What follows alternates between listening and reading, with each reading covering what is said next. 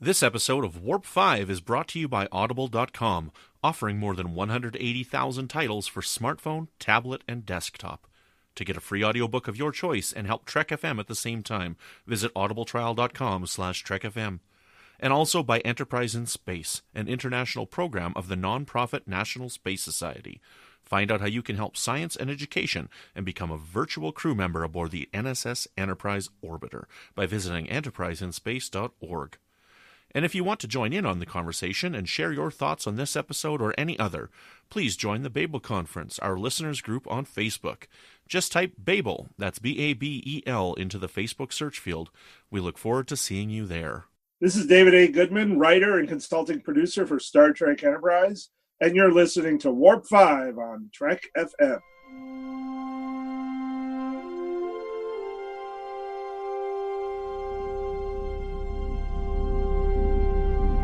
How we doing, Trip? Ready when you are. Prepare for warp. Course laid in, sir. Request permission to get underway.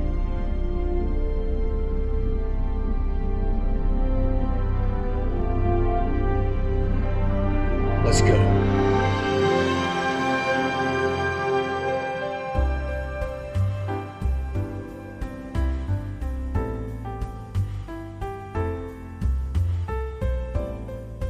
Welcome, Boomers, to another episode of Warp 5. I'm your host, Brandon Shea Mutella, and joining me, as always, is the ever-pungent Brandy Jacola. As always, except for last week, yeah. When I was barfing up a lung, yeah. Yeah, I'm here. Excellent. I apologize. I had to use the word pungent at some point because it's all the time in this episode they keep talking about pungent food. Not that you're smelly or anything like that, Brandy. I just wanted to... No, I am smelly in a good way. In a good way. Excellent. We have got some wonderful guests today. We're not going to do any of our normal feedback that we normally do in our podcast at the beginning. We're going to save that all for next week because we're not quite sure how long of a discussion that we're going to be having during this discussion here today. So we're just going to jump right in and introduce our special guest stars. Joining us all the way from sunny California, Dan Deevey of Gaze in Space. Man, I love the fact that you said it right. Good job. Excellent. Love it. Thank you. Excellent. Right on. Dan, how are you doing today? I'm doing great. Super excited to be chatting with you guys, and really happy that you asked me for this particular episode because there's like so much to dissect and lots of thoughts on this one. So I'm excited to see what you guys think and how things go. Excellent. Right on. Also joining us from Canada, the Great White North, is my fellow hoser, Barry DeFord. How you doing, buddy? Oh, pretty good. It's fall here. It's definitely not California, but no, it's nice to see the change in leaves, so... Excellent, yes. We are looking forward to having you on the show as well. You both are first-time guests here on Warp 5. Now, normally, again, we do special introductions asking people their history, but we just want to jump right into the episode. But so today, for those that don't know what's going on, didn't catch it from the pungent reference at the beginning here, we're going to be talking about the Season 2 episode, Cogenitor. And this is a very powerful episode. It's a very strong episode. It's a very important episode in Star Trek. And I'm going to start off, before we get into the discussion, I'm just going to give like a disclaimer and stuff that these are sensitive topics that we may be talking about here. And I messaged Dan ahead of time here. And there's one thing that I notice in my life and my line of work that I don't deal a lot with gay people. I don't deal with transgendered people. It's not something that I purposely seek to avoid. It's just I just don't deal with it. And if I'm working with gay people, it's not something that comes up because it's not relevant to most average interactions that I have with people. So I'm not well versed on these subjects here. So I messaged Dan ahead of time and I let him know, in this episode, I'm going to be talking about maybe ideas and questions that I have, and I'm asking these questions not out of malice or anger or anything like this. I'm just out of ignorance because I don't know the answers. And having these episodes and having these discussions are ways to educate people. And I hope the listeners understand that when they listen to this discussion today, because I don't have all the answers, and I'm learning, and that's why I wanted to have somebody who can speak a little bit more on the subject than I can, because I just don't know. So, Dan, thank you very much for joining us today, and I appreciate you working with me, and I appreciate your understanding for my point of view coming into this discussion here. Absolutely. I mean, like we said when we were instant messaging, I think the only bad question is the question that someone doesn't ask. Mm-hmm. Because that's the only guarantee of you not learning something new. Mm-hmm. And I feel like people who are genuinely just don't understand something and just want to understand it, there should be no offense ever taken on the other side from those questions, because you want to know. And the more people who learn, the more that ignorance is relieved, the better people get along, the better they understand each other, and the more we can come together and see, and not focus on the things that make us different, but the things that make us the same. Mm-hmm. And if you're still not sure about, well, how do they tie their shoes? Well, let me tell you, just like you.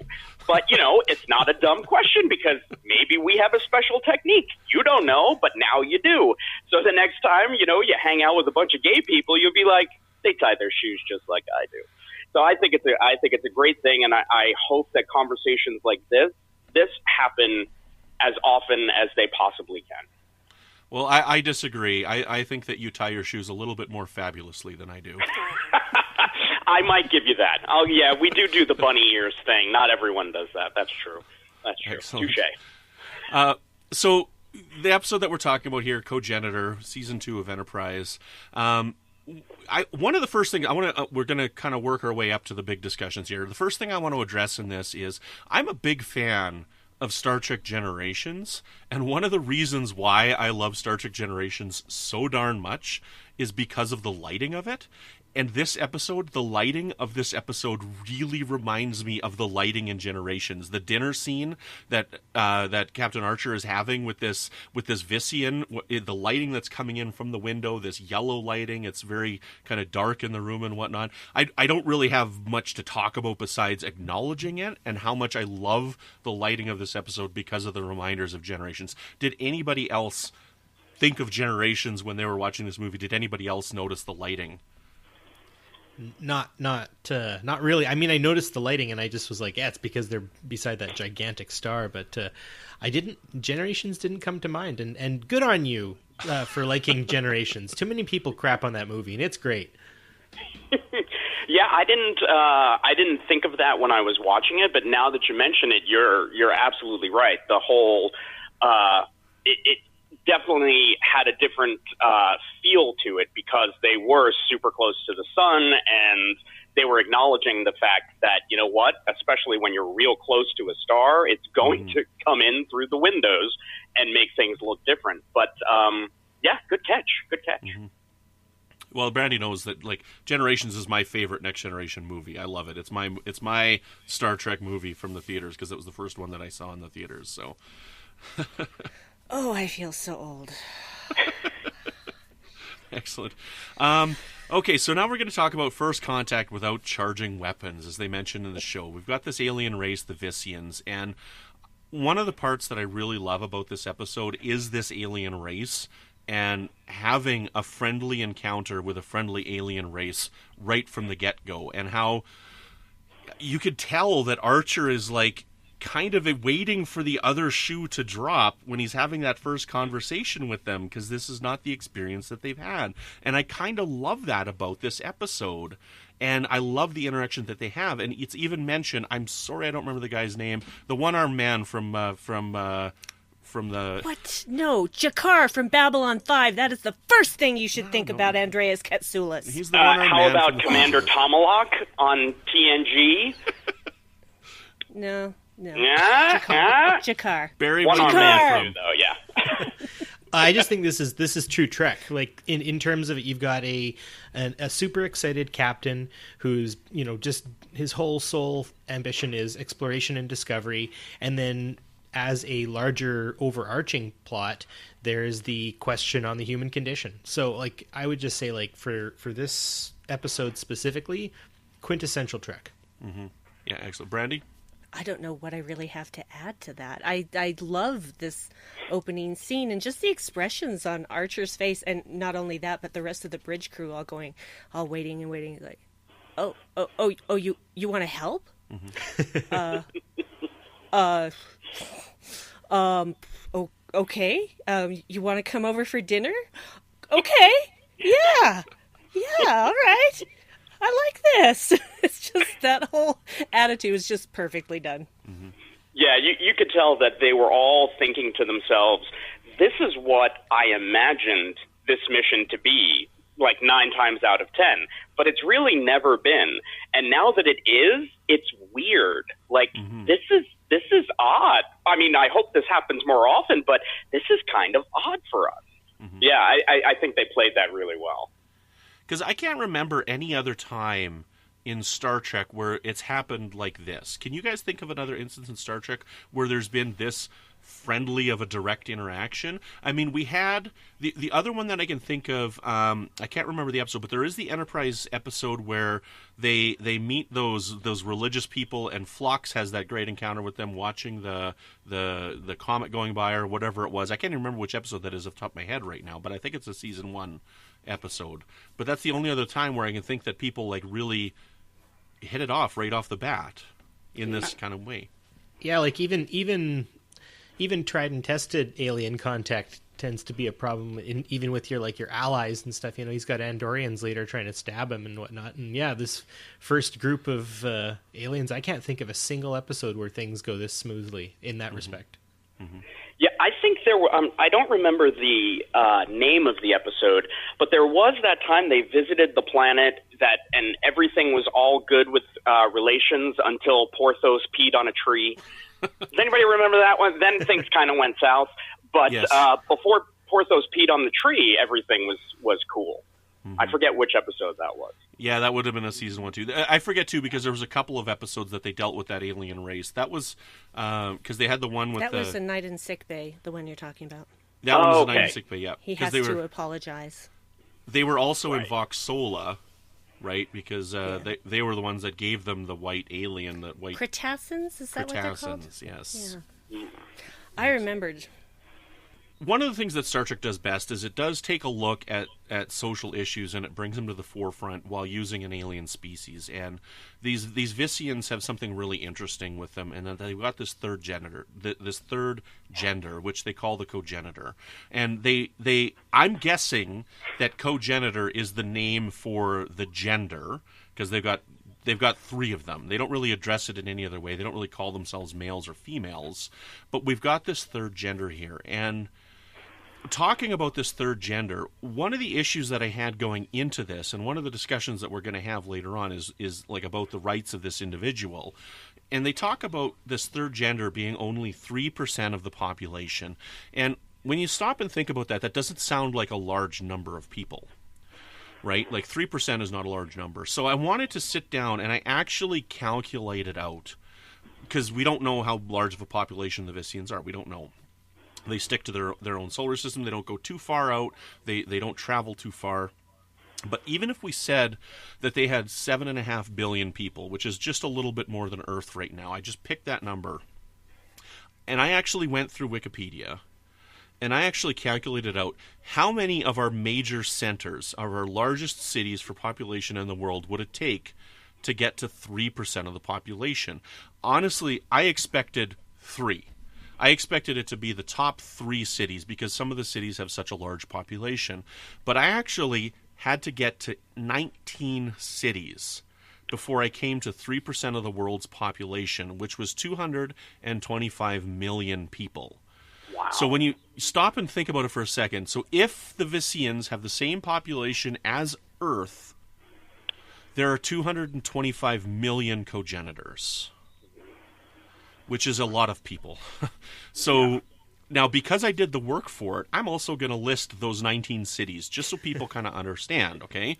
So, and I was kind of surprised with this because I'm also not very aware of the populations on these cities, and there's not one English-speaking city on this list, right? So that's kind of that was an interesting point that I found. So the list of 19 cities was Shanghai, Beijing, and I hope I'm saying these cities right, Lagos, Istanbul, Katachi, Guangzhou, Shenzhen, Mumbai, Moscow, Sao Paulo, Kinshasa, Tianjin, Lahore, Delhi, Jakarta, Dongguan, Seoul, Foshan, and Tokyo.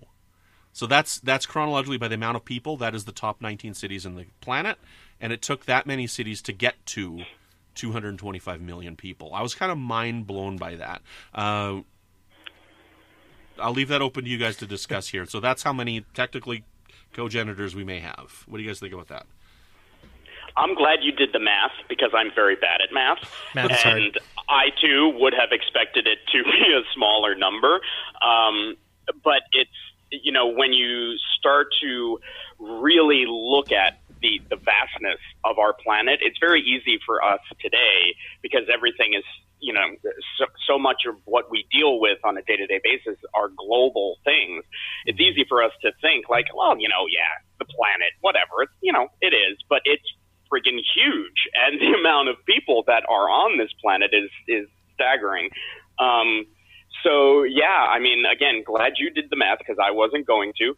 But I think that's an important fact for us to have at the beginning of this conversation when we start to get to the more to the issues of their rights and how they're treated.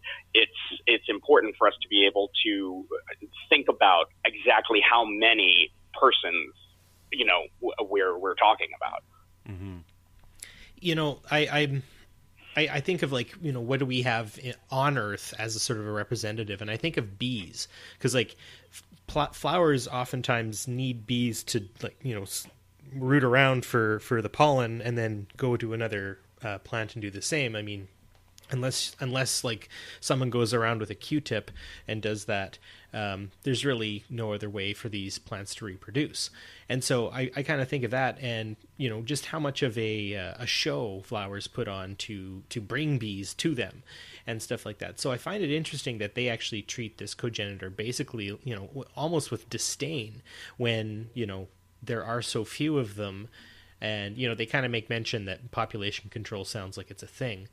But, there are so few of them, and yet they treat them so terribly. My question is what happens when they have a cogenitor? Do they just sweep the whole pregnancy under the rug? What goes on there?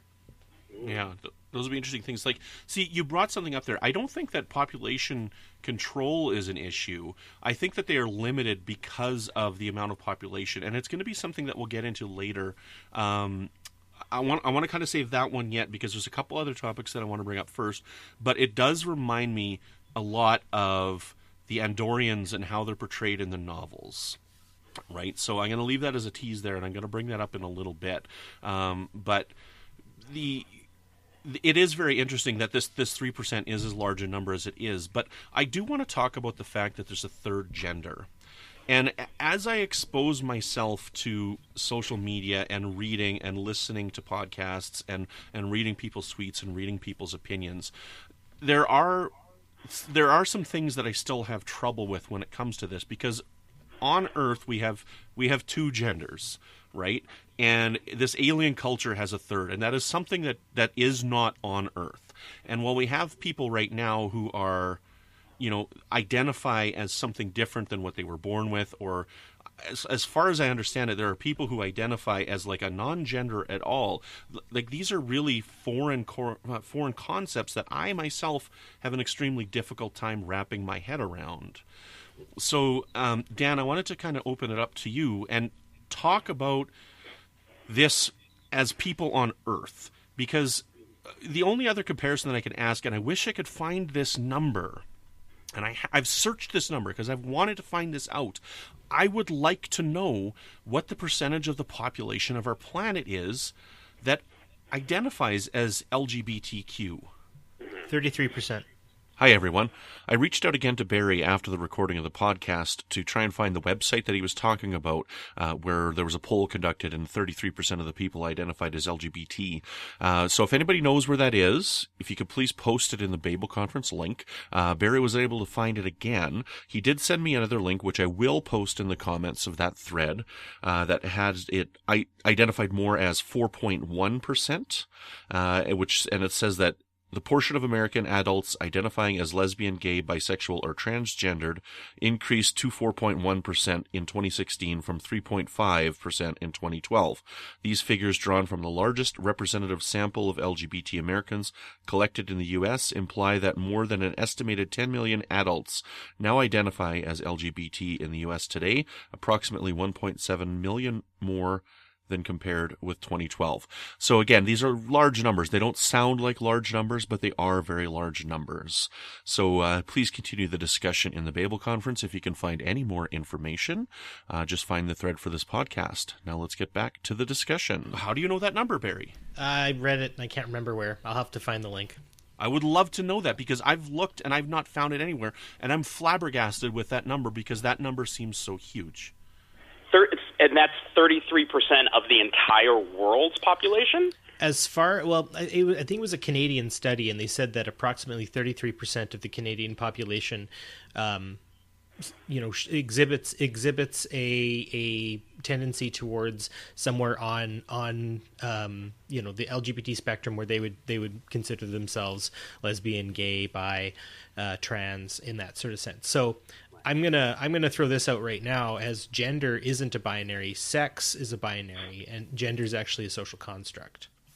Right, and the reason I asked about whether it was the whole world is because we have to acknowledge the fact that there are still places in the world where admitting to being gay is a crime, and you will be killed or stoned or something else horrific. So, yeah, I just wanted to make sure we didn't gloss over that fact. 33%, though, sounds pretty good. I know our numbers have been growing simply because people have begun, they're less afraid, they've learned more, and they're more accepting. So it's a safer time for people to be honest. I still think there's a huge number that is unaccounted for because people are afraid to come out. And, sometimes will spend their entire lives without coming out. Yeah. See, I would have thought that the number would have been closer to 3%, and that's why the writers chose that number, right? So I'm really surprised with that number, 33%. But I want to talk about that more because I don't understand the difference between gender and sex. It's interesting. With regard to this particular episode, when I was watching it, the whole three-gender thing, in my mind, I saw it as an allegory for surrogacy. You have the male who provides the sperm, you have the female who provides the egg, but the female is not built to carry, because they never say who actually carries the child. So I thought the way they were biologically put together was the male puts in the sperm, the female gives the egg, and it goes into the cogenitor, who is able to actually give birth to a child the way that a surrogate would. Okay. I mean, Tripp asked that question, like, okay, well, after the baby is born, who raises it? And the cogenitor says, the male and the female. And he asks, well, why? You're just as important to the creation of this child.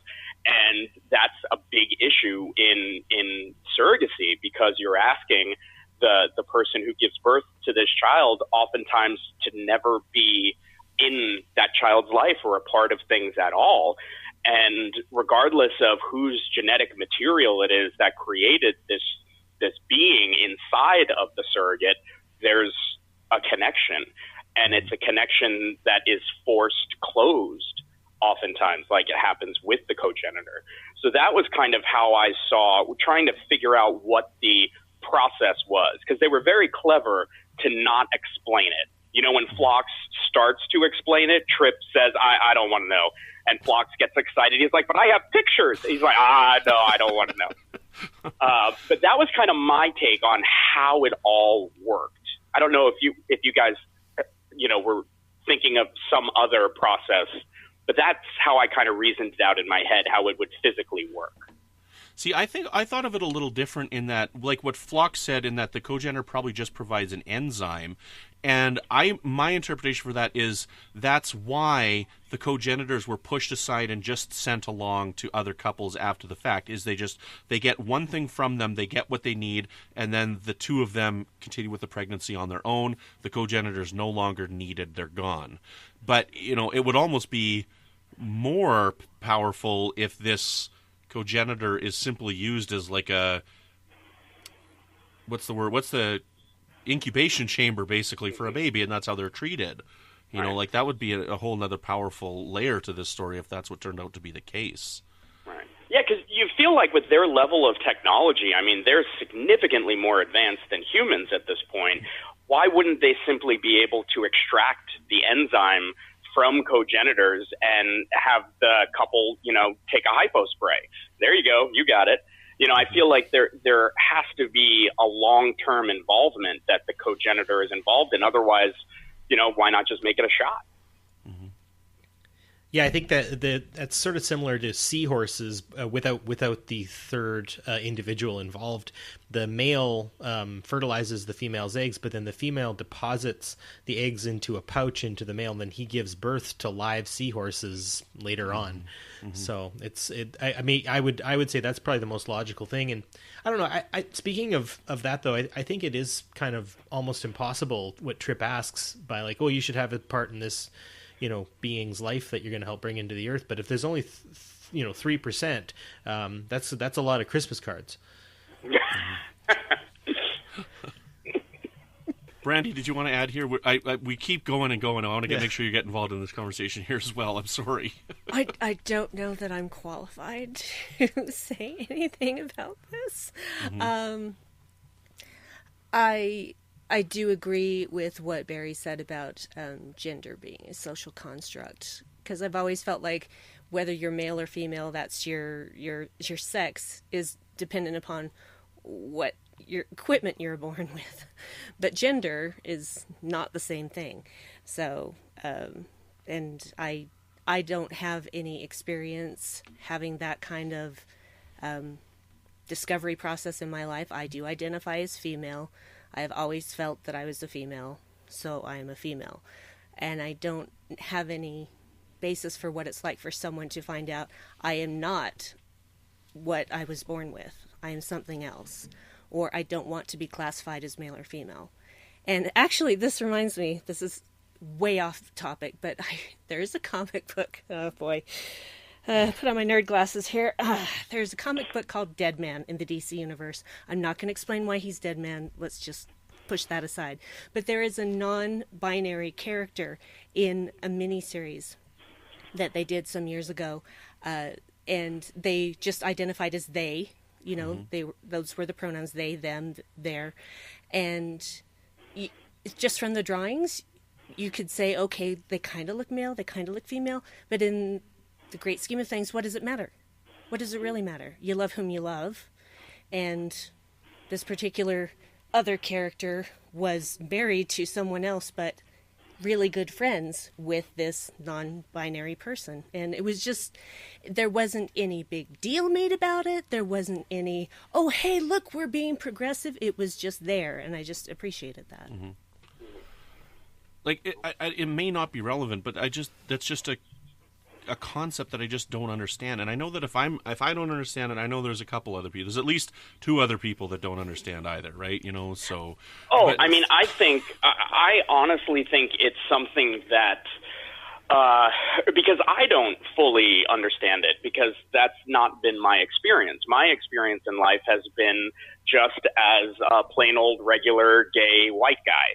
So, it's actually quite a limited, experience to have within the LGBTQ plus community, because it's, the community itself is so much more diverse and interesting, I think, and fascinating, that I've just now, with the Gays in Space events, have been able to finally explore. I've been able to reach out and meet members of the community that I never would have encountered otherwise because, you know, I travel in my boring, regular old gay white guy circles. But because of Gays in Space, I met a person named Callie Wright. Callie is the host of a podcast called the Gaytheist Manifesto. And she's amazing. She's absolutely incredible. She's a trans woman, and I almost wish I had said, you know what, you don't need me on this podcast. You should ask Callie, because she is able,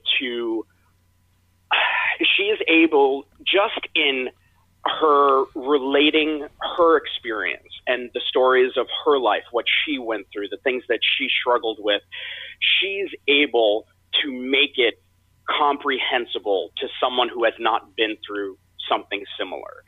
And she's able to do it in such a confident, she knows who she is.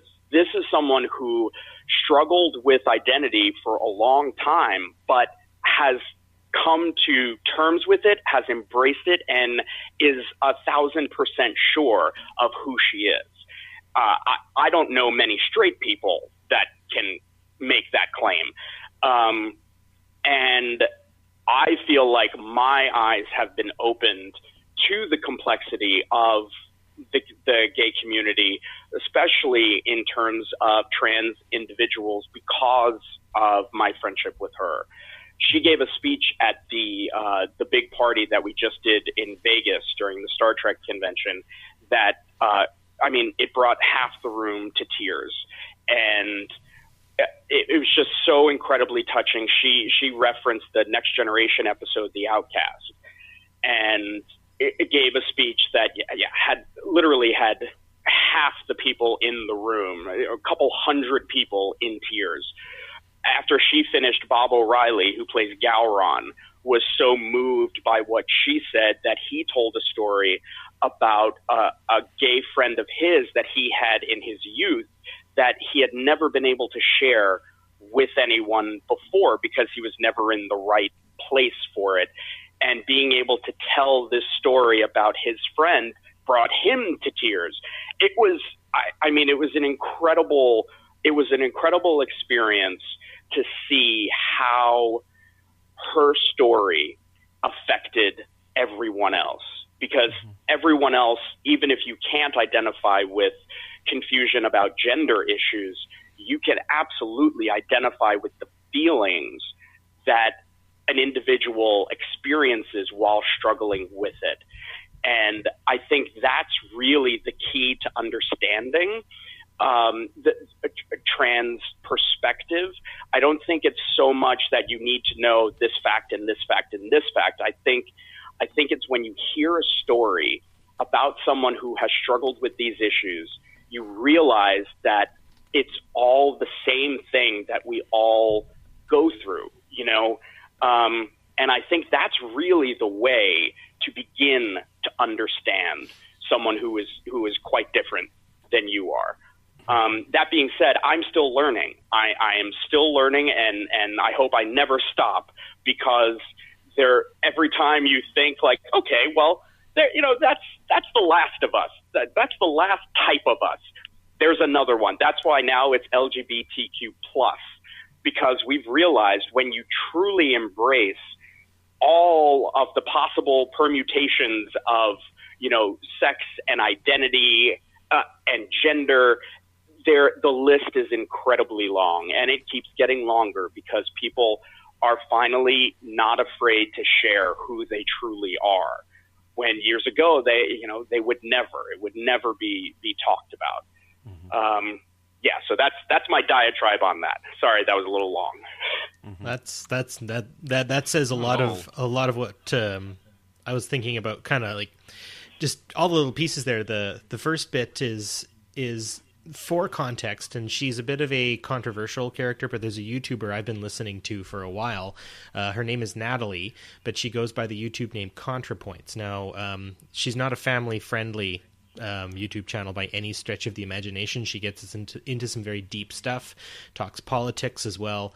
So she's definitely not someone I would recommend if you have any sensitivities, I guess you could say, to anything political or, kind of raunchy-ish humor from time to time. But she does, when I first started watching her, she hadn't gone through her transition yet. And so I've been following her for about 1.5 years now, and now that she is able to express her inborn nature in a more realistic way, in a more real way, she's really blossomed. She's really funny. She's got good videos, good content and stuff like that. So I would recommend, if anyone did want to see that. I mean, obviously it's not for everybody, but it would be something I'd recommend. Just really quick, there's also a band called Against Me, and the lead singer is a trans woman as well, and she sings a lot about her experiences. So, obviously I'm a cisgendered male as well, so I feel comfortable in the gender that I exude. But both of those people are really good at sort of explaining how it feels not to feel that way, and to feel something different about yourself and not knowing how to express it. Mm-hmm. There's a lot of stuff to break down and talk about and realize and ask questions for. And the frustrating thing with social media is there's so many trolls out there, and there's so many people who don't want to know and just want to exude hate. And there's times when I see something and I'm afraid to ask, because asking that question, like I don't know, I don't want to come off wrong. I don't want to come off like I've seen instances where people are like, look, I'm not here for your answers. If you want to know, you need to look for this for yourself. And me, I would rather talk to somebody and ask them directly, because, that's how I learn, is with interaction with people. I don't learn by reading. I learn by interaction. So I'm almost afraid to ask those questions, to get those negative type of responses where it's like, go look for yourself kind of thing. That's kind of how Tripp acted, though, right? He needed to see this. He needed to actually step in to the situation. And I appreciate that. Like, a lot of people give him some flack for being kind of pig-headed, or I think they even almost assume that he has a problem with the three genders. And he's like, no, I don't have a problem with the three genders. I have a problem that this third sex, I guess, they get it wrong. Enterprise, the writers should have said sex the entire time. They should have said sex, but I'm guessing, they're on TV, and if they say sex a whole bunch, they might get the wrong idea. But anyways, to my point is, he had to see, he had to talk, he had to get his hands dirty, and unfortunately, he flubbed pretty bad, but maybe that was necessary. Yeah. So, okay, so let's move on to this here. So I've labeled this next topic, the needs of the many, the needs of the few, or the one. When people talk about Star Trek, the often quoted line is the needs of the many outweigh the needs of the few. But there are just as many examples in Star Trek where the needs of the one outweigh the needs of the many. And this is an extremely interesting situation, because we have a race of beings that needs this cogenitor to survive. So we weren't told as to what happens. Like Dan said earlier, we don't know why this cogenitor is needed. We don't know what the cogenitor does, but the cogenitor is necessary. And the reason why I mentioned earlier, talking about the Andorians in the novels, is in the novels, they latched onto one line that was said by Quark in one episode, where the Andorians mate in fours. And so the writers of the novels did something really fascinating, where they took that to mean that the Andorians have 4 genders or 4 sexes, and 4 are needed to make a baby. And so in the novels, there's this whole population, what's the word I'm looking for, catastrophe that's happening, in that the Andorians can't self-sustain. So they are, they're put into groups of 4s to try and get the best possible result of, like, the best possible chances of having a baby, and basically they're forced to come home and have this baby. And one of the things that happens once Tripp has taught this person, which nobody can argue that what Tripp was doing, teaching this person how to read, was a wrong thing to do. Nobody can argue that. We can argue with how he did it and how it came about, which we probably will, but simply teaching somebody to read is not wrong. Okay? But teaching this person to read and giving them the expectations of what can happen made this person no longer want to be in the role that they were in, want them to be removed from the situation, asking for asylum, which now is affecting a bigger picture. In that, let's pretend, for instance, that all of these cogenitors were taught to read. All of these cogenitors were given the option of doing something different. And what would happen if all of these cogenitors no longer wanted to stay on their planet and were no longer available to be what they needed to be, and then this culture died out because the cogenitors are now not there? And I think that's a difficult question to ask, but it's kind of a question that has to be asked.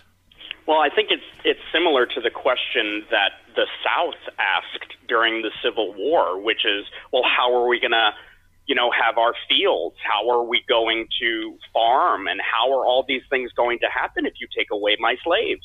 You can't do that. There's no way this can happen without them. And it turned out, no, it can happen much better and fairly and very successfully without subjugating another human being to make it easier for you.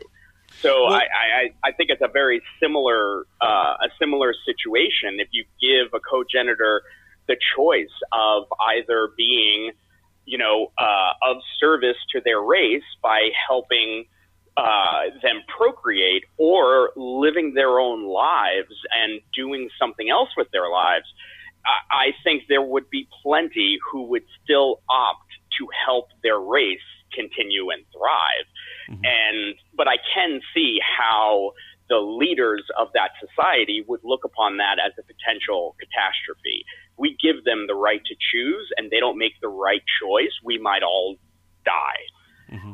But it's the kind of thing where, eventually you would hope that they as a society would come to the conclusion that despite the risk, it's what has to happen, because what's being done is unconscionable and selfish and completely unfair.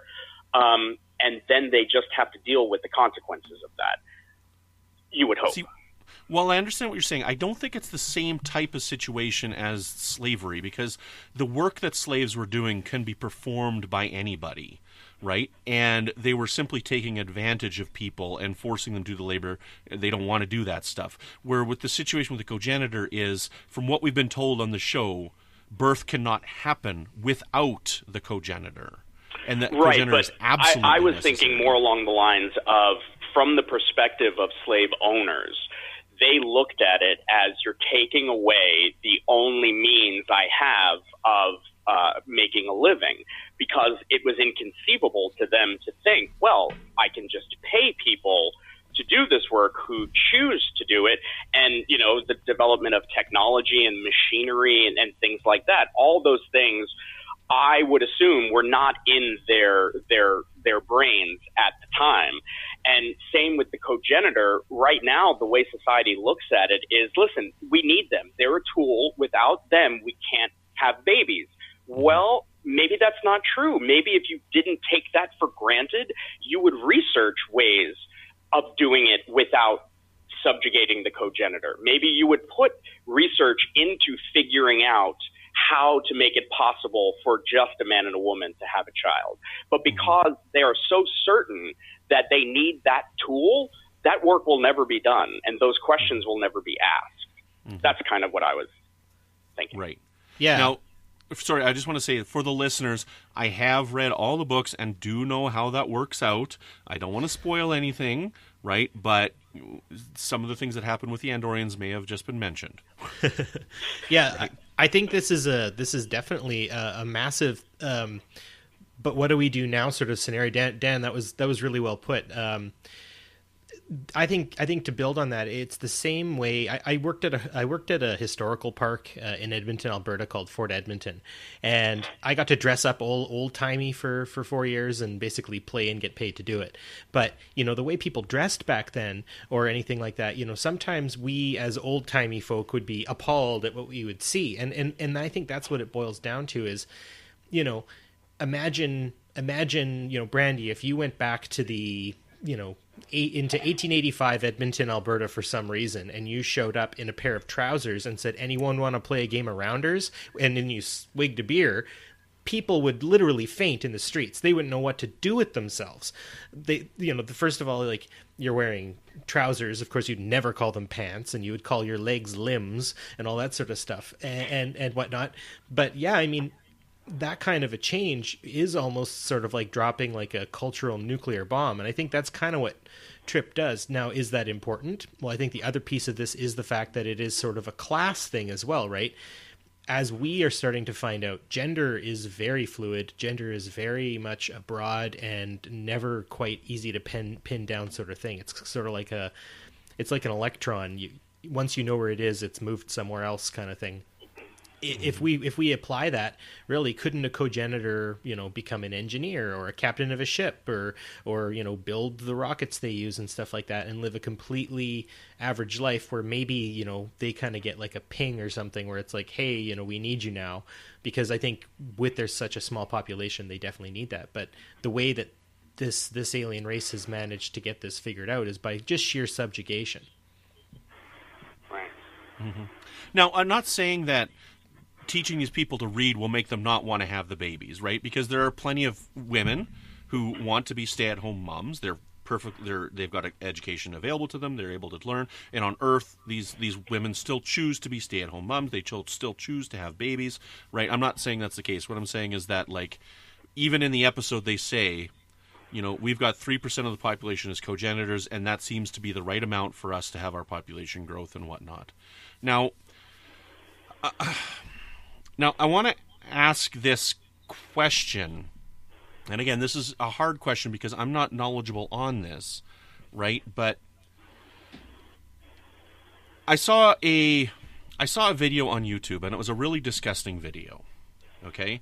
And this video was talking about how we need to have a certain amount of babies born in order to maintain growth. And this video was clearly some type of white supremacist video saying that white people need to have more babies for growth, right? But when I look at this, I see that in North America, our population growth isn't quite as big. Like, I don't want to sound stupid. I hope you guys understand what I'm trying to say here. As population growth in other parts of the world, and I'm not saying education's the reason. I really hope I'm not sounding stupid when I'm asking this question. No, I think the point is that we don't need population to continue to grow more. Like, there are plenty of folks around. We're not in any type of situation where we need more of us. And we have sustainability issues on the planet. We have sustainability issues on the planet. That's not what I'm trying to say. I'm just trying to provoke the discussion here, and I hope I'm not coming off like a completely backward idiot here. So, well, no, if, like you said, this was some kind of white supremacist group or perspective or whatever, they think they need white people to have more babies because of integration. I mean, they are becoming the minority, which absolutely terrifies them. Mm-hmm. So they would look at it as a numbers game, and that would be the reason that they would want there to be more white babies born. Mm-hmm. But that they're idiots. They're just, not people that should be seen as any type of representation of humanity. Yeah. Anybody else? I would say that, like, just right there, the concept of needing to maintain a certain level of, genetic specificity, which honestly, like, I think that that video, downvote. I don't like it. I think it's nonsense and garbage. But I mean, it's indicative of an ingrained and fossilized culture. And I think even in our own culture, we have little ingrained fossilized things. I find it amazing because, like, I went to high school and graduated in 2001. And I remember the just lesbian and gay was such a big, oh my gosh, sort of thing. And I was just listening to another podcast where some people were talking very openly about their, them being gay. Oh, right. It was this one, that it is becoming more normalized, which is wonderful. But never forget that there are these older elements within our own culture that I think we need to continually talk about, question, think about. And as our world does get smaller, I guess, and we start amalgamating cultures, we start to encounter different ways people either express themselves or how they look, how they tie their shoes. All these different things definitely roll into a larger understanding of us, who we are. And I think that's kind of the bigger question that's being asked here is, if we got some kind of information that like threw us sideways, how would we react? Would we trip, or would we try to be more like to Paul, who just basically just throws shade in every direction? Where do we? And there's also, one thing that I find curious is that when you look at the Cogenitors, they are absolutely essential to the continuation of this race. Yet they're subjugated and treated at like the worst that could possibly happen to them. The other side of the coin is, if they had the same rights as males and females, that turns them into the most highly sought after individuals in that society, and makes them so important and gives them a status above regular males and females. There's fewer of them. They're absolutely essential to procreation. It becomes a thing where, okay, now you're dealing with, the highest bidder, and only the rich Visians could afford to pay a cogenitor to have a baby and all of that. But I just think it's interesting that simply by giving them the rights to be people, it changes the dynamic from the lowest part of society to the highest. Mm-hmm. They could be on either end of that spectrum. Mm-hmm. Yeah. See, now, something that you said there is that, okay, so the Visians don't see themselves as treating the Cogenitors terribly, right? Because of the culture that they have in this society. It's us and our values as the viewers watching this episode. It's Trip as a human and the values that we place that see this as an injustice here, which is what provokes Trip to act on this situation here. And we've got a situation of somebody, possibly imposing their values on another civilization that in a negative way. In thinking about the episode, it seems like an impossible situation for humans to be in, because you're damned if you do, you're damned if you don't. But I think had they looked at it from the perspective of, listen, this is not what's going on here is not right. You can call those human values, you can call them whatever, but it's not right. It's also not our place to change the way this society lives. But you're in the middle of a cultural exchange with these people. You're sharing technology, you're sharing literature, music.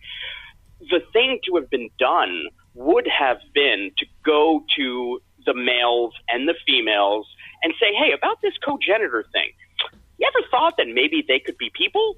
And influence them to the point where they realize it's wrong what they're doing, and they make the choice to change the way their society functions.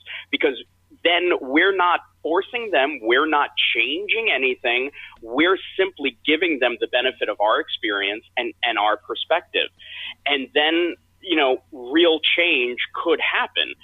Trip did it so casually and so just, well, no, you deserve to read. It's a foregone conclusion, so I'm going to teach you.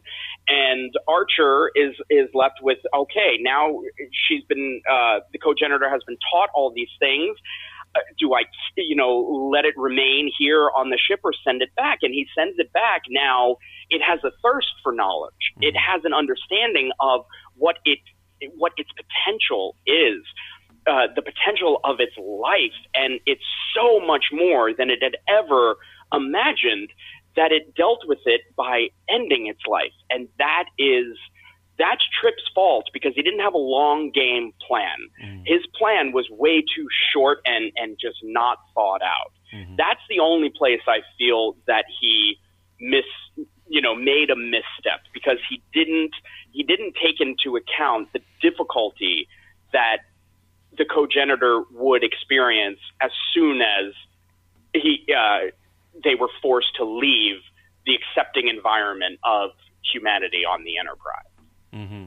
Yeah, I think it's also a very reflexive episode as well. I think very much in the Roddenberryan tradition of being, stuff happens outwardly in the show, but they're supposed to maybe just a little bit make you think back, because they mention the word "keep an open mind" like 4 times in the episode, and it's like a standalone sort of thing. Like Phlox says it, Tucker says it, and then I forget. There's 2 more times you hear it, but it's an interesting sort of thing that I've watched the episode a number of times now. But my thing is we feel bad for the Cogenitor, and Dan brings up a good point that Trip's definitely at fault for not knowing what to do. He zigs when he should have zags. He kind of bumbles into the whole situation, but I think he kind of maybe bumbles into our lives as well. And Brandon, you've been very forthcoming in sort of saying where you're at with it. And I think that's what this episode's designed to do, is it's to say, like, okay, you feel bad for the Cogenitor. Okay, what if your best friend of 25 years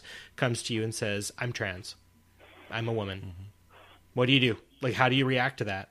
Like, and that's sort of how the Vissians react. But yeah, like, I mean, as much as you can celebrate it, that's definitely going to take some transition, yes. Right? It's definitely going to take, when an individual, and what I've sort of found, and this is again, I'm quoting here. This is what the YouTuber I'd mentioned earlier says. Transition, actually, everybody goes through it in your life, right? Mm-hmm. Your friends, your family, the people you know and love and care for also have to go through a transition to fully allow for you to make that transition. So, I think the Cogenitors are being treated really poorly because, unfortunately, yeah, we're talking about ingrained fossilized cultures. If someone comes out to you and says, I think I'm a fascist, or like a white supremacist, find them help immediately. That's a sickness. They need to be helped. But if someone comes out as gay or trans and stuff, yeah, it's high fives all around and probably a cake of some kind. But you do have to understand that there will be a transition for you as well. Right. Now, okay, so again, like I agree that there's nothing philosophically wrong with what Trip did and whatnot, but I go back and there's a comic that I saw. It was like one of those cultural comics, and it had a picture of a woman in a hijab and like wearing her whole outfit, and then there was a white woman wearing a bikini, and both of them had the same bubble above their head that said, "Look at how they're a slave to their culture."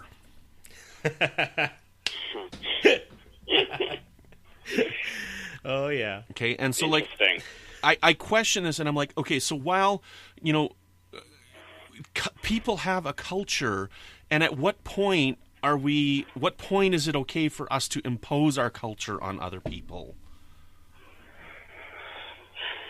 Yeah, that's that's the big question, isn't it? It's damned if you do, damned if you don't, because I think most people in the world would prefer to be able to choose what they're doing. I mean, the white girl in the bikini, she's choosing to fit into that cultural norm. That's what she wants. And sure, we could also say, well, society is telling her that that's the ideal, that's what you want to strive for, but she doesn't have to. When it comes to Muslim tradition in the orthodox sense, there's no choice there. The woman shows up without the hijab and she's in trouble. I mean, it's a crime. And that eliminates choice. I'm sure there are people in the world who appreciate the defined limits, and it keeps things simple. No, I can't become a teacher. I can't become, I can't drive a car. So I know my limitations, and I'm just going to live in this little space that I'm allowed to. I'm sure there are people who find comfort in that, but on the whole, I believe that human beings would rather be able to make the choice for themselves. And hearing about so many people who are not given that, your first instinct is to help them. What is wrong with you? Like, let us educate you on this and explain to you why women are just as capable of making choices as men are. Let's try to start a dialogue that hopefully opens your minds and expands them, and we're able to help these people who are in living under horrific conditions. But that's so much easier said than it is done. And there's no easy answer to either interfering or ignoring, because both have negative consequences to them. Yeah, I think interference is definitely, I mean, obviously this whole episode is a primer for the Prime Directive as well, right? It has some great subtle hints. I wish there was rules that we could all follow, kind of thing when Archer is chewing out Tucker. But I think about in history, right? Like that's where we can always look back to this material historical events, right? Like the British, the Americans, the French, the Dutch all came across the Japanese, and because they had a material value to them by being just sheerly dangerous and also having the stuff they wanted, like silks and silver and stuff like that. They allow the Japanese to continue with the tradition of seppuku or harikari, which is like killing yourself, right? Obviously, in Japanese culture, that's not a good thing anymore. It still happens more often, but back in those days, there wasn't any imposition. Whereas First Nations people, people of native ancestry here in North America, there were a lot of those nations that were quite open and happy with people of twin spirits and stuff like that, and that got residential schooled right out of them. So interesting how around the bed we tend to definitely define our culture quite a bit and be the most judgmental, right? Because both the burqa and the bikini are sort of a display, right? One is a fidelity to one's God and to one's family, and the other one is fidelity to, or actually no, it's not fidelity. Sorry, the other one is a display, right? It's a type of display, either sexual or personal, is that woman's choice, but that's kind of the thing, right? So. Anyway, now I've bantered. No, it's fine. There's no answers to these. Like they're discussion points, and they're openings to dialogues, and they're openings to philosophy and thinking. And Dan, you said something a little while ago that I wanted to address. Actually, on a podcast that Brandy was recently on. So you had mentioned how what Trip should have done, and while I agree that teaching somebody to read is not wrong, how Trip went about this was wrong. And, Brandy, you recently did the Voyager 2 books on literary treks, and in there, somebody is fighting for the rights of holograms, and Janeway says to him, you need to, the only reason that, minorities ended up with the equal rights and women ended up with equal rights is because they had allies on the, not minorities, not women, fighting alongside them for those rights for them. They couldn't do it on their own. They needed those allies to fight with them to get those rights. And here, that is exactly what Trip should have done. He should have talked to the couple and said, hey, this is the possibility here, and then you strive to get those rights. Because, what we end up in this episode is Trip is lying, Trip is sneaking around, and Trip thinks he's doing just what Archer would do. And as I watch this episode, I want to ask you guys, do you think that Archer would have done something like this? Because I don't think that Archer would have done something like this. So, what do you guys think, Dan? I don't think he would have done what Trip did. I think if he had been confronted with this aspect of their culture, I think his initial response would have been what everyone else's was, which is leave it alone. Just don't uncover that rock. We just met these people. We're getting along. Let's not upset the apple cart and ruin first contact over one issue that we are not nearly knowledgeable enough to even, put an opinion out there, let alone suggest radical change to this society. So I think he would have left it alone until the Cogenitor asked for asylum. That's the point when now a cry for help has been sent out. And as a human being, I have to deal with that. I can't ignore that. That possibility is now forgotten, which I think is one of the reasons why he's so angry at Trip, because Trip forced Archer to have to take a side. And I think being put in that position is what really pissed him off, because he much rather, I think, would have been happy to just leave it alone. Something to be dealt with maybe later,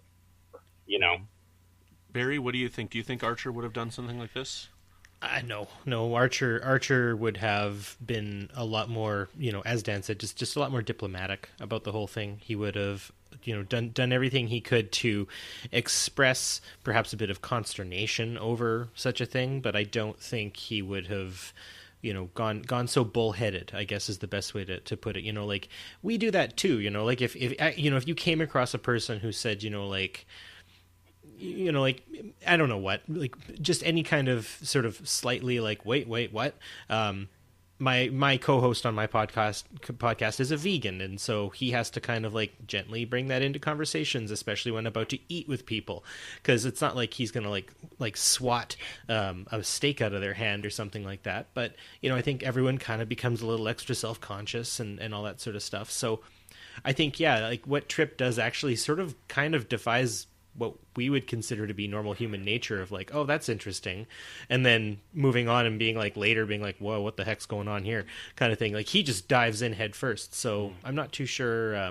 Maybe there's a bit of something there, where if you see something you don't like, make sure you know what you're doing first, because like, unfortunately in our society, people who have gender dysphoria and who see themselves, as their inborn nature, right? So the dysphoria is not coming from inside being wrong with what outside tells them. It'd be just that. Sorry, it's what's inside contradicting what outside is telling them, and that's where they get that dysphoria. And a lot of those people do take their own lives. So, I think that's important to consider that we have to. If we're on the outside, we have to be allies, we have to be helpful, but we also have to tread with a careful stride. Mm-hmm. And an eye on the long game. I think Trip was just looking so in the immediate present. He saw a problem that could be very easily fixed. I'll teach her how to read. I'll teach them how to watch movies, and be able to show them how to embrace life and all its possibilities. Like, well, that's great for today, Trip, but what about tomorrow and next year and 20 years from now? I think Archer, because he is more experienced and diplomatic, Archer would have looked at it as a long-term thing. I don't think he would have made the mistake of thinking that it was a problem that could be fixed in a day. I think that's really what it boils down to. Is Trip's the true engineer? He saw something wrong and tried to fix it immediately. He's like, oh, while I was at it, I fixed your culture too. Yeah, exactly. That's a great way of putting it. Because did anyone else find it interesting that Trip was so fixated on the Cogenitor issue and situation that he was really bored with all of the engineering talk? Like, here's this engineer showing him, a warp drive that is so much more advanced than their technology, and he's just not interested. He doesn't care. When normally, as an engineer, Trip, you would expect, would be like, oh my God, I have to tell me all about this. How did you figure this out? How did you make this work? Blah, blah, blah, blah. But he was so fixated on the issue of the Cogenitor that everything else seemed irrelevant to him, which I found to be a very kind of strange thing for the character. Well, that's actually a very common, that's been established with him before, like in Broken Bow, when that woman is trying to get that baby, which I don't remember exactly, I think it's a benzite or whatever, off of the breathing thing, and he's choking, and he's like calling out, like, hey, what are you doing? Hey, what are you doing? And T'Pol has to tell him what's going on, right? So he has gotten involved before when he sees an injustice or what he perceives as an injustice and whatnot. So, but he's not even sure what it is. If it's an injustice, does this being have the same cognitive potential? Mm-hmm. at the same time that he's like, well, this seems like an odd situation, he's being shown like the holy grail of engineering and warp drive. And, I just find it interesting that somehow, for some reason, he fixated on the question of the cogenitor, even though there was, something far more concrete and definite for him to pay attention to. And, I wonder if it's, how we talked about them reacting to meeting somebody that didn't want to fight right off the bat. Was he looking for the problem? Was he trying to see what was wrong with these people? Was he looking for the fight? And that's why he focused on it? I don't know. What do you guys think? I don't know. I'm not sure about that one. I think honestly, when I watched the episode, with the hindsight of seeing the series and whatnot, I think he sees his sister in this cogenitor. Like that's what I see. And I know that she's not dead at this point, right? Like this is prior to the Xindi attack and whatnot. But I think that he feels a sisterly love to this person because this person reminds him of his sister. That's a great point. He uses her pronoun. And that is the one thing that he cares more about than his job, and engineering is his family and the people he loves. That's a great point. Right. Now, there's a couple things I want to get there, but I do want to ask Brandy as well. I'm sorry, Brandy, that we've kind of been dominating this conversation here. I'm really sorry. Yeah, I expected this, actually. Damn men. No, Sorry. it wasn't that at all. No, it wasn't that at all. It's like 2 guests. I'm not going to have much to say. Brandy, do you think Archer would have done this? What do you think about Archer? Maybe Warp 5 program Archer would have, but not Captain Archer. He would not have done this. If anything, he would have opened a dialogue with the Vissians saying, hey, we noticed this, and hey, we took a brain scan of your cogenitor, and they have the same cognitive abilities as you guys do, so maybe you might want to look into maybe treating them as people and not things. I don't know. I don't know that he would have necessarily gone, the discussion would have gone that way. But if anything, I mean, he would have, if he had known from Trip's interference from that he'd taken a brain scan of the Vissians cogenitor and said, hey, this person has the same intellectual capacity as everybody else that we've met so far, and they're not being treated fairly, then Archer could take that and say, okay, so here's what's going on to the Vissians, and do with this what you may. But maybe, they do deserve to have some identity in your culture besides being there to have babies.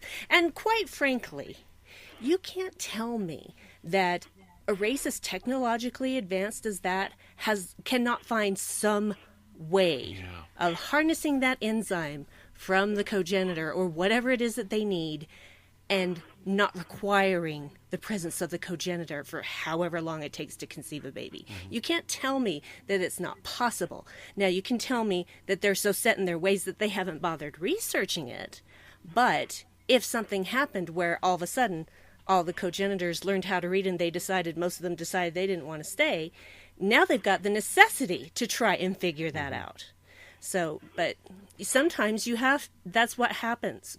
Sometimes the biggest changes in cultures are because of forced necessity, where the thing that you always had all along, you don't have that thing anymore, and now you have to find another way to do it. And you do. People do. So, but I know Archer never would have just, sneaked around, however you want to say it. See, I agree with that because I didn't ask you guys to do this, but after I watched Cogenitor, I had to watch Dear Doctor. And I watched that again because that's the first real instance where Archer is faced with the Prime Directive. And, what happened there when he made his decision. Now, while I think it's a different situation than this, and while I don't agree with Archer's decision in Dear Doctor, and that's for another podcast, I love that episode simply because I don't agree with his decision, and I think that makes the episode more meaningful. And, the difference is that those aliens asked for help, right? And so we'll have to do a discussion on Dear Doctor at some point. But also, I want to ask you guys' opinion on this. I also think Archer made the wrong decision when he didn't grant asylum to the cogenitor. And I think he should have granted asylum to her. Brandy, I'm going to start with you on this one. What do you think about that? this is such a hard question for me to answer. I know. Because I understand the diplomacy of it, but at the same time, he had a self-aware, sapient, cognizant being asking for asylum and did not grant it, and to me, that just feels wrong. Mm-hmm. It feels wrong. I understand why he made the decision that he did, but I don't like it, and it feels wrong. Mm-hmm. And that's... Unfortunately, we see stuff like this happening in our world on a daily basis. People asking for asylum and just being turned away. Mm-hmm. And I feel like as human beings, we have a duty a duty, I have to say it correctly, to help our fellow man and women and children. How can you turn away someone who is trying to flee their country because they don't want to get killed by bombs? How is that a thing? So yeah, it does bother me. I don't like it, and it was Archer's decision, but I feel like it was the wrong one. Mm-hmm. Barry, what do you think? Yeah, no, I think being that he and the captain hit it off so well, I do think that in this case, to allow the asylum, or even to just say no, we're taking her if that's final. I don't think the other captain would have necessarily gone to hostile lengths. I don't think he just seemed too happy and too kind. I mean, who knows? He might switch around and blow them out.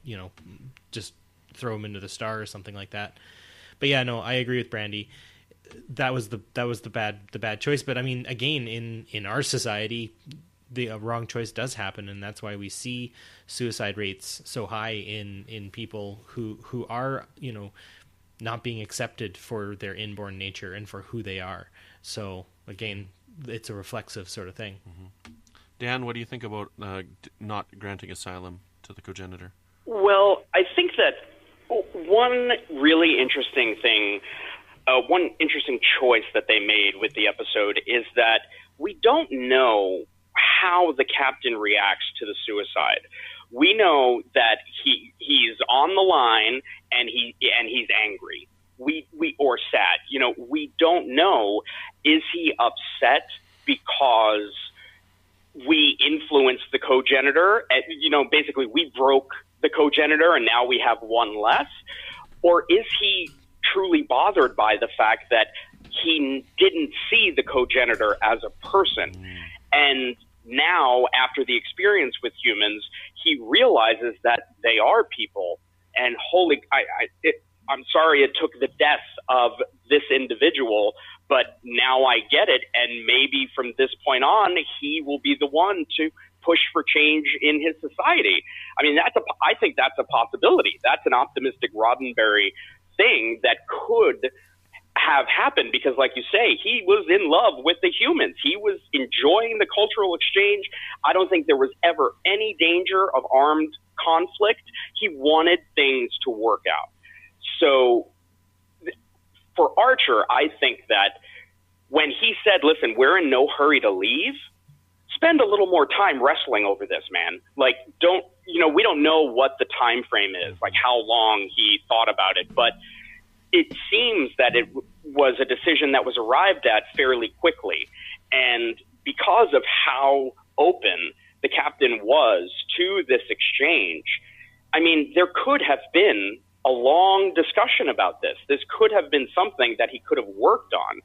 So I feel like unless we're talking about, the passing of months and months and months, which it wasn't, he gave up too easily. I think he listened to Paul and to Phlox, and in this instance, possibly because he was pissed off at Trip for forcing this situation on him, that he said, you know what, I'm going to listen to the aliens this time. And, it's not what I want to do as a human being, but hey, we're out here, we're not on Earth. I'm going to listen to the advice of the aliens and just send the Cogenitor back. So, yeah, I think he handled it completely wrong. not to say that he should have immediately granted asylum, but there was more that could have been done. I mean, he has faced and, will in the future face so many more untenable situations with alien races, and he works at it to solve problems. It seemed to me that he just threw his hands up in the air real quick on this one. And I think, it absolutely influenced how he worked from this point on. Because when he meets the Orions, he tells them that he's not, slavery is not okay. And that's not something that they can condone. And if I'm remembering right, he takes that stand. And it's like, you can't trade people. No, we don't do that. And that's a human value, the same way that this is.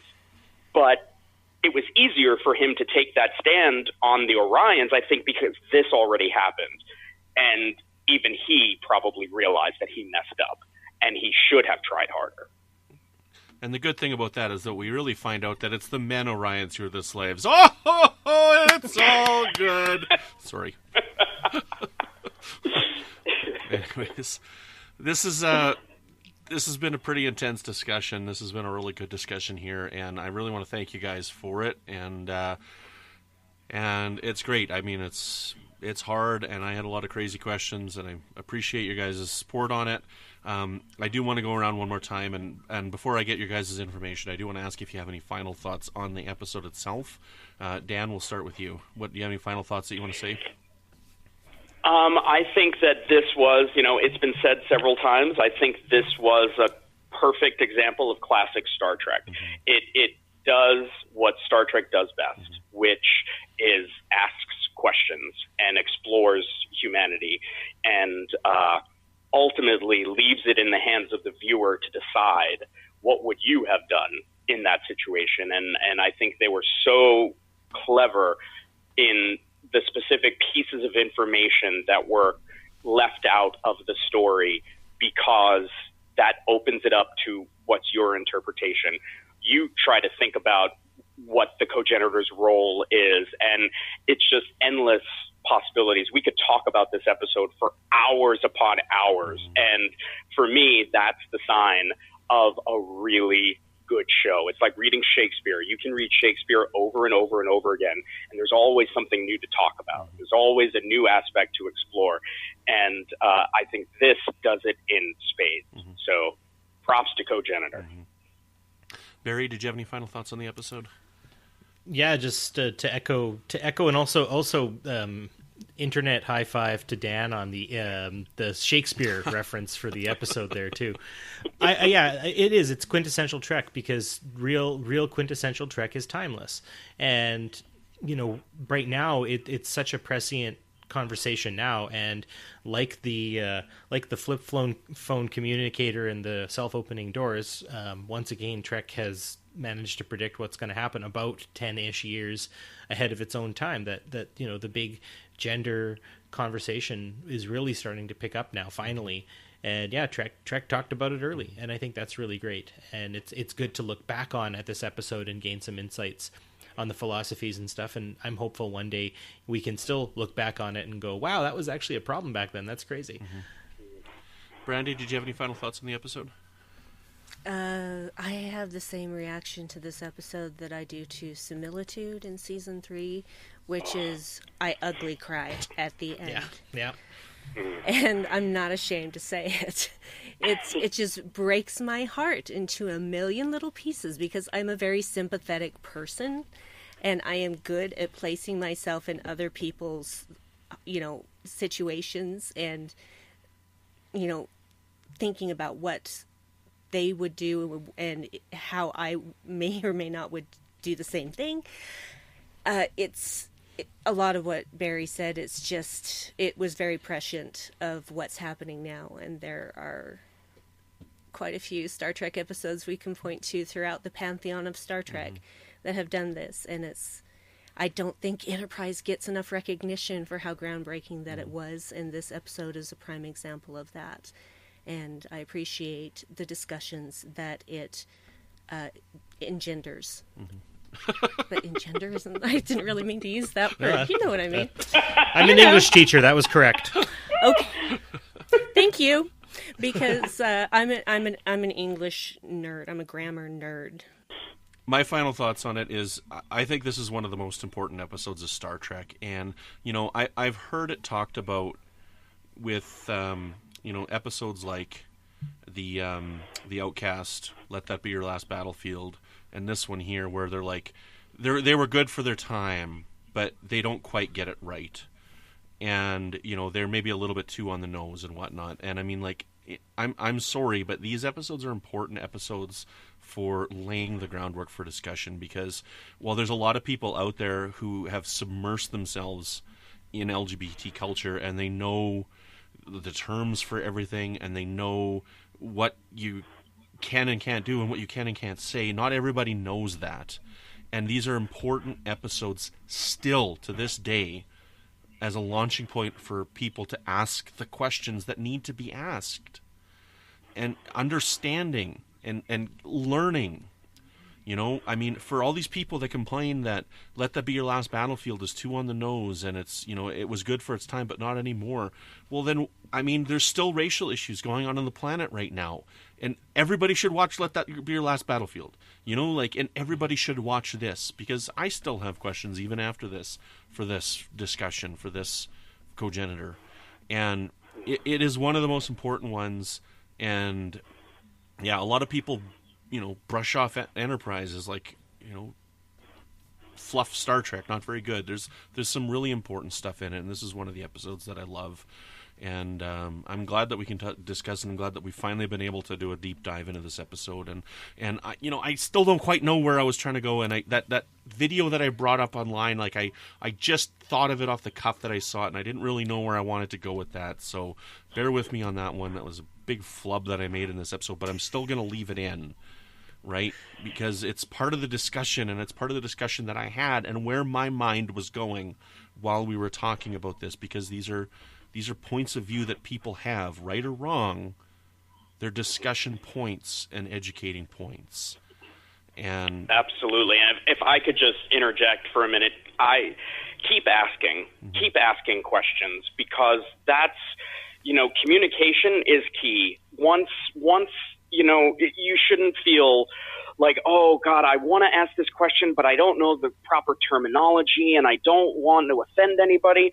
Yes, you should absolutely take great care in how you ask questions that are of a very personal or intimate nature when speaking with anyone. But I think an important thing for everyone to know, and as a member of the LGBTQ plus community, look, there are dicks in our community. There are people who are just plain wrong about stuff. And there will be people that you carefully ask a question of who will, be flippant about it, or like, how dare you? Because there are bad gays. I'm here to tell you folks, there are a lot of bad gays. So don't be discouraged if you genuinely and caringly ask someone a question and they respond in a less than stellar accepting manner. That's their problem, not yours. You will encounter gay people who will appreciate your desire to understand them, and they will not take offense to something that you say wrong, because they know that you're coming from a good place. You're not coming from a place of malice. So the onus is not 100% on the straight people. It's equal. We as the gays, we need to be good about this discussion. We need to participate, and we need to be understanding of where you're coming from. So please don't let a bad experience that you have with one of the bad gays influence your willingness to ask questions of more gays. And hopefully you come across the good ones who, are going to respect you and actually thank you for taking the time to trying to understand how we feel and what our experience is, because that's incredibly meaningful. The bad gays may not get that, but I guarantee you the majority will. So please don't stop asking questions. Excellent. Thanks so much, Dan. Dan, please tell people where they can find you on social media, and please tell everybody about Gaze in Space. Yes, so you can find us on Twitter, Facebook, Instagram. We are at Gaze in Space with 3 A's in Gaze, 3 A's in Space. If you leave out an A, I don't know where you're going to end up, but it's not us, so I take no responsibility for that. Make sure you spell it right, 3 A's and 3 A's. Our website is gazeinspace.org. We're a group that has been traveling the country celebrating the fact that after 50 years, there are finally gay people on Star Trek. It's been proven that we were, in fact, not a disease that was cured by the 23rd century. We survived, and we're there, and we're thriving. So we've been doing parties. Our last one in Vegas was not Vegas, I'm sorry, Trek Condoroga weekend was our 23rd event in just over 2 years' time. Oh, wow. And along with celebrating, we're also advocating for the continued inclusion of LGBTQ plus characters in science fiction, particularly Star Trek. Mm-hmm. Barry, tell us where you can find you online, and tell us about Politrex. Oh yeah. So actually, first thing I've got to say is if you liked Dan Deavy's conversation here, check out my podcast Politrex, which looks at the politics of Star Trek. We actually did a deep dive into LGBTQ plus fans of Star Trek, and Dan was kind enough to come on and just talk about his sort of Trek experience and everything like that. So I'll start there. But yeah, my friend and co-host Shashank Avaru and we look at the socio-political, cultural, religious, ethical underpinnings that look at Star Trek. It's a very political podcast, so again, it's you definitely know what you're getting yourself into, but we like the engagement as well, so you can find us at Politrex, both at Facebook and on Twitter, and then you can find me on Twitter at BJORNDEFJORD, Bjorn de Fjord, on Twitter there as well, and you'll find a lot of either very Star Trek focused stuff or very politically focused stuff. Excellent. Thanks again, guys. Al, talking about one of the most important episodes of Star Trek is not the only thing we've been doing on the network this week, so please take a listen to this clip and see what else you may have missed elsewhere on Trek FM. Previously on Trek.fm. To the journey! I love that Barclay says he's lost himself in Voyager, because I have been there, man. Haven't we all, Reg? Haven't we all? It hits a little close to home. It does. I'm a little bit like Barclay in some ways. I have just a little bit of paranoia to me. Awkward? No, a little paranoid. No, I don't think I'm awkward. No. Okay, maybe a little bit. Well, you said you're like Barclay. Awkward. Give me a glass of wine and I'm fine. Okay. Synthahol. Excuse me, Synthahol. The 602 Club. Well, and I think that there's even, a kernel of that conversation reflected in when he is on the airship with his dad. And it's very interesting because Indy gives, they give the two versions of the story where, you were distant, you didn't hang out with me, you didn't do these things, I didn't have a normal dad like every other kid. And then you hear, Henry Jones Sr. say, I never told you to wash behind your ears. I never checked up on your homework. I gave you all of the freedom and independence that you wanted. And if you were to ask any kid, they'd say that's what they wanted. And then you find out, to speak to the point about fact and truth, that that's not necessarily what you want. You want involvement. You want connection. You want to be together. You want to be part of your family unit. And you want it to be cohesive. I mean, at a baseline, that's what everybody wants. Earl Grey. And especially, toward the end, when it's like, Jean-Luc, what are you and I doing just, voyaging around the galaxy by ourselves on this ship? It makes perfect sense to you, but it makes no sense to me, right? Just the two of us, on this giant ship. Well, when it was just a small skeletal crew, and she's still questioning, he's like, why do we have all of these rooms and quarters? And then Data just nonchalantly, well, we have... we need evacuation and we take diplomats around it. And he's listing it well, duh, this is why we have it. And Picard's like, that'll be enough, Data. Warp 5. Well, you remember it was like when it was 42. You weren't very reasonable then, were you? No, I was not. Exactly. I was absolutely not. I was yelling at a tree in my backyard. It was not a pretty sight. Big Men in Heat is not a good idea. Oh, that sounds like a great band. Big Men in Heat. And that's what else is happening on Trek.fm. So check out all these shows and join the conversation about your favorite corner of the Star Trek universe and beyond. You'll find us wherever you get your podcasts. If you're an Apple user, please be sure to hit the subscribe button in Apple Podcasts on iPhone, iPad, or Apple TV, or the desktop iTunes app to get the latest episodes as soon as they are published. And please leave us a star rating and a written review. If you're not an Apple user, we've got you covered as well. You can find all of our shows on Google Play Music, Stitcher, TuneIn, Spreaker, SoundCloud, Windows Phone, and most third-party apps, and you can stream and download the MP3 file from a website or grab the RSS link as well. And we would love to hear your thoughts on today's show. There's a lot to discuss here. I expect some comments on the Babel Conference, and that's where you need to go for the best way to get your comments into us. We've got a lot of conversations going on there. All you need to do is go to Facebook, type in Babel, B-A-B-E-L, into the search field. It should probably be that very first option. And you do have to ask to join, so just make sure you read all of the rules of behavior before you do that. But if you want to get in touch with us other ways, you can also send us an email, which is on our website at trek.fm/contact. I can speak English. Choose to send to a show, choose Warp 5, and that'll come right to us. And you can find the network on Twitter at TrekFM and on Facebook at facebook.com/TrekFM. So, Brandon, when you aren't terribly worried about offending someone by a question that you ask, where can people find you? Nowhere, because I'm always worried about that. I'm Canadian. Fair. Fair. You can find me on Twitter at Brandon Matella. You can find me up in my kitchen eating very pungent cheeses. You can find me here on the network with another show called Melodic Treks, which is all about the music of Star Trek. You can find me on the Fandom Podcast Network with my friends Chris and Tom. We talk about Alfred Hitchcock films on Good Evening, an Alfred Hitchcock podcast. And we are smack dab in the middle of Halloween H4O. My good friend Zach Moore and I, Zach from Standard Orbit, we're doing a Halloween retrospective for the Talk Film Society.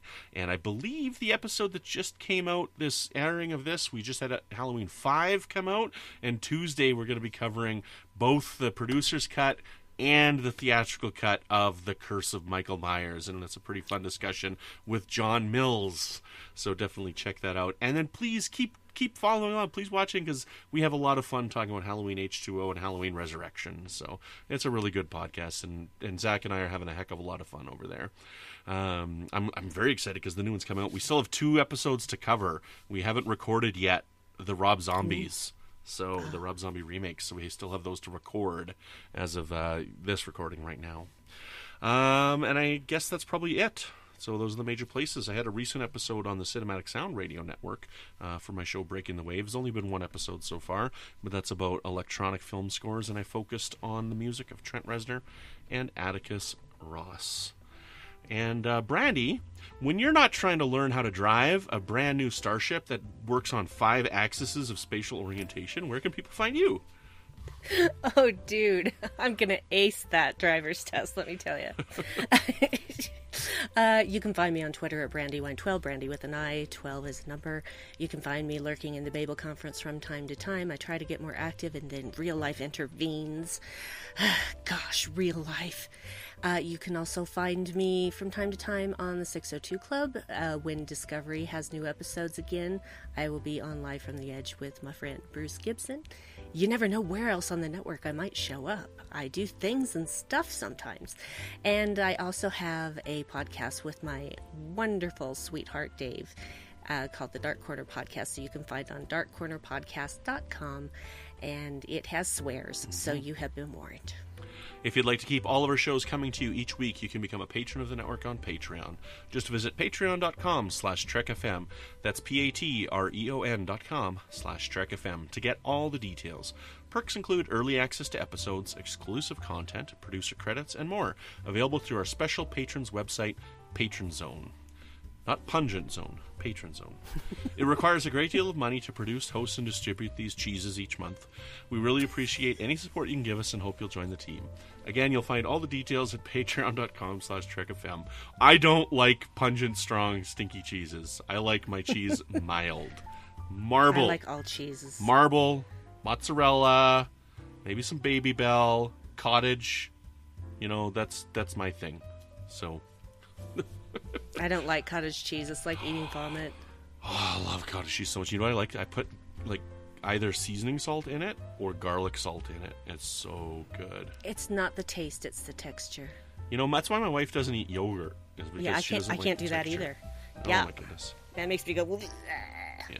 You want to know? I saw a funny shirt. We have like a festival here. It's like a cultural festival. There's like a Ukrainian pavilion, a Chinese pavilion. It's called Mosaic, and they have like 13 pavilions all around. And I'm Ukrainian, and I regret that I didn't buy it, but they had a shirt, and it said, "Garlic is the Ukrainian Viagra." I'm like, I should have bought that shirt. Yes, you should have. But I You didn't. should have. Anywho, at this time, we would like to thank our wonderful associate producers who support Trek FM, but they support Warp 5 specifically. We couldn't do it without you. We greatly appreciate it. We have Norman C. Lau, Floyd Dorsey, Mike Morrison, Tim Cooper, Justin Ozer, Mark Flessa, Chris Tribuzio, and he contacted me and told me I said his name right, Jim McMahon, our new associate producer. Thank you guys so much for your support. We really appreciate it. Well, that's all we got for you this time. Next time, Patrick's back. Woot! Keep calm and boom on.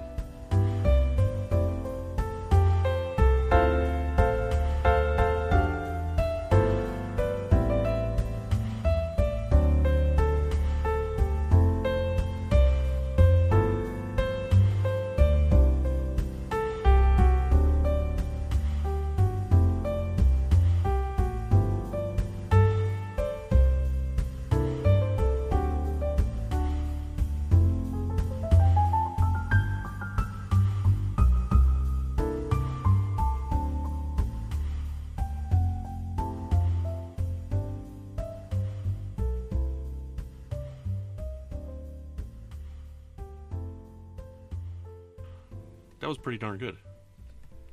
Wow, yeah. It's, I was slightly trepidatious because I thought, am I going to have anything to contribute to this?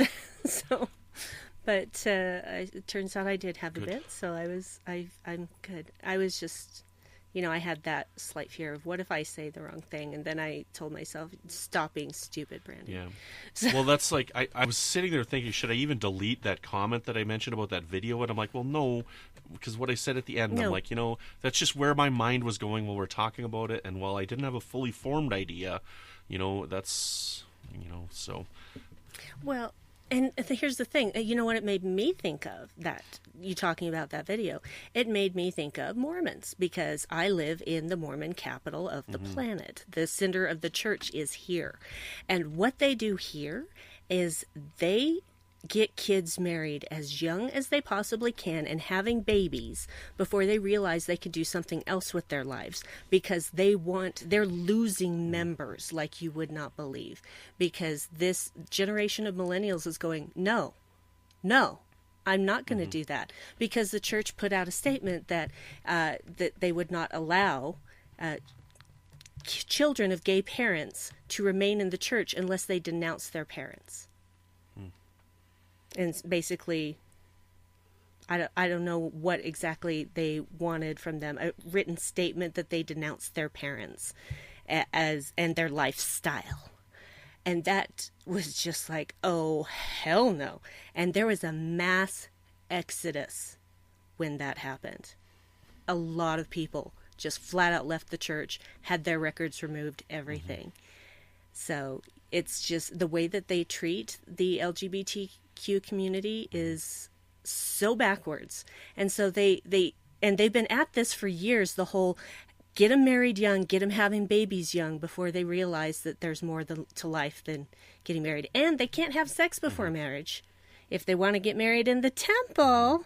So all of these people being trapped in a marriage where they have no idea how to be, sexual, because God forbid we educate people on that.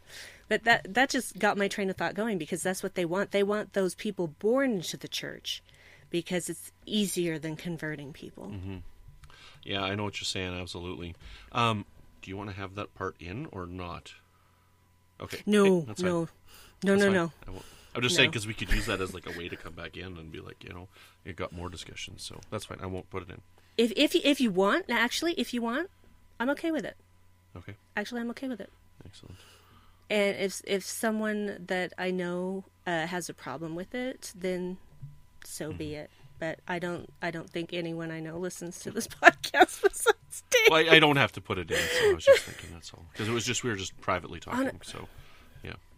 You know what? It's okay if you feel it's worthy of inclusion, then by all means. Well, I think it's good because then if my comment that I didn't think about quite fully forming in my mind, and it ended up sounding really dumb, provoked a thought from you and like another comparison and whatnot. So I don't know. I'll see how if it can edit it in white. But if not, then I won't. Yeah, do with it what you will. I give you full permission to do with it what you will. If you want to include it, fine. Because honestly, I'm not gonna be worried about what closed-minded people think. So. I'm glad that Dan was open, because I was a little worried. I'm like, look, I don't want to pull any punches on this episode, because I think then it does the episode a disservice. I'm gonna ask some questions that might not sound right, but they're just thoughts, what I have to ask that question. What if all of a sudden all the cogenitors don't want to have babies anymore? Well, now this society, what's their right on that? All of this, so we kind of had that discussion, which is good. So, because I think that's an important point that people don't think about. And you're probably right. They probably could invent a way medically and whatnot. So, but yeah, I can't believe with their level of technology that they couldn't figure that. Well, see, and that's the hard part with Star Trek, is that they write an episode, and I can't believe that a culture as advanced and communicative that would have had warp technology for 1,000 years. They're so smart. They're so cultured. They can remember things instantly. Would just be would have a third gender that they would treat this way. But I can believe it. I can't. That's the thing, right? I can. I can believe it, because whatever Star Trek is, it is a reflection of ourselves. And even if it's through an alien culture, because how many things in our history have just gone on as they were, because, even with technological advancements, even with knowing that they could do better, they just didn't do better because it was just too inconvenient or what have you. I think that would happen and could happen to a more technologically advanced society, just as it could happen to ours. Because it's the nature of people in power. Crazy. Well, we ready to do the closing on this? I'm so ready.